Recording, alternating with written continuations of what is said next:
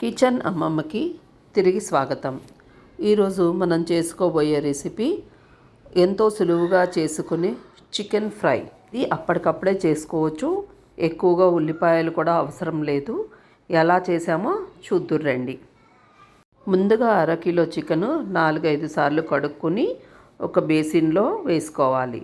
తర్వాత అల్లం వెల్లుల్లిపాయ పేస్ట్ ఒక 2 స్పూన్లు, తగినంత ఉప్పు, కారం, పసుపు, ధనియాల పొడి, జీలకర్ర పొడి, కొద్దిగా మిరియాల పొడి, గరం మసాలా ఇవన్నీ కూడా వేసుకుని చికెన్కి మొత్తం పట్టేలాగా కలుపుకోవాలి. తర్వాత దాంట్లో 2 చెంచాల నూనె వేసి ఇది అంతా కూడా మళ్ళీ కలుపుకోవాలి. అంతా కలిపేసుకున్నాక దీనిని ఒక అరగంట పాటు పక్కన పెట్టుకోవాలి. దీనివల్ల ఏంటంటే ముక్కలకి ఉప్పు, కారం, మసాలా అంతా బాగా పడుతుంది. పైగా మనము వండుకోవడము చాలా తొందరగా కంప్లీట్ అయిపోతుంది. తర్వాత ఒక కడాయి తీసుకుని కడాయి వేడెక్కాక అందులో 2 గరిటెల నూనె వేసుకొని నూనె వేడెక్కాక అప్పుడు మనము కూర చేసుకోవాలి. ఇప్పుడు మొదటిగా ఆయిల్ వేడెక్కింది. దీంట్లో కొద్దిగా జీలకర్ర వేసుకోవాలి. కావాలంటే దీంట్లో వెల్లుల్లిపాయలు దంచి కూడా వేసుకోవచ్చు. తరువాత సన్నగా తరిగి పెట్టుకున్న ఉల్లిపాయ ముక్కలు. ఇక్కడ ఉల్లిపాయలు చాలా తక్కువగా వాడుతున్నాను, అది చూసుకోండి. ఒక సగం ఉల్లిపాయ ముక్కనే కోసాను.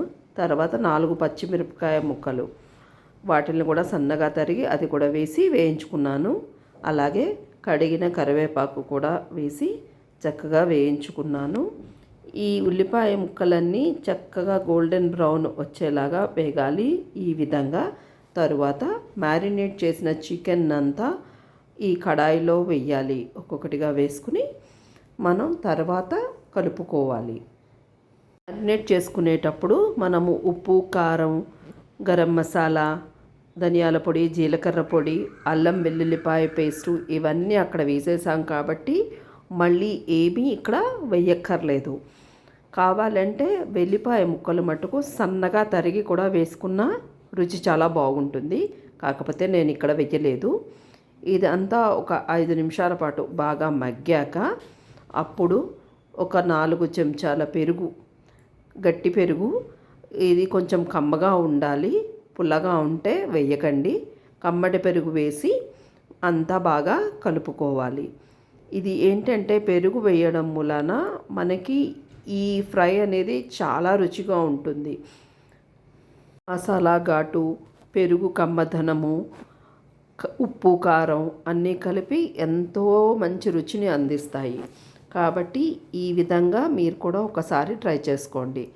ఇలా కూర ఉడుకుతున్నప్పుడు కొద్దిగా కసూరి మేతి కూడా వేసుకోవచ్చు. తర్వాత సన్నగా తరిగిన కొత్తిమీర కూడా వేసుకోవచ్చు. ఇది అంతా మధ్య మధ్యలో కలుపుకుంటూ అవసరమైతే కొద్దిగా నీళ్లు వేసుకుని ముక్క ఉడికేలాగా చూసుకోవాలి. ఒక 10 నుంచి 15 నిమిషాల పాటు పడుతుంది ఇది మొత్తం ఉడకడానికి.